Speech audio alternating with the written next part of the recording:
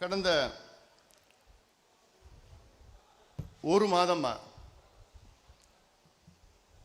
எனக்கு பயங்கர மன உளைச்சல், தூக்கம் இல்லை.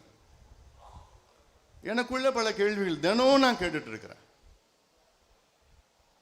என்னடா நான் தப்பு பண்ணேன்? என்ன நான் தப்பு பண்ணேன்?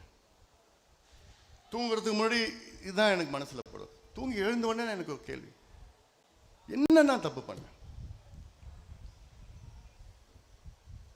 ஏன் நான் மாற்றப்பட்டேன்?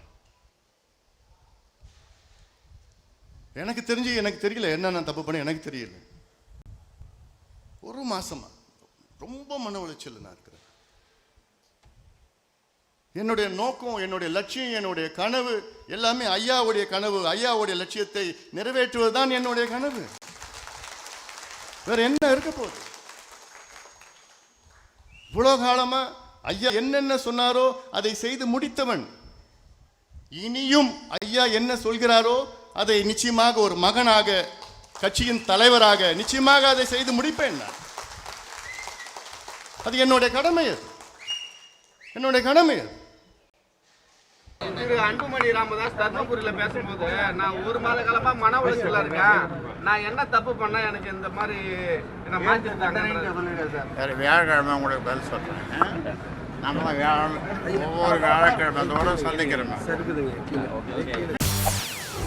செய்திகளை உடனுக்குடன் தெரிந்து கொள்ள உடனே சப்ஸ்கிரைப் பண்ணுங்க.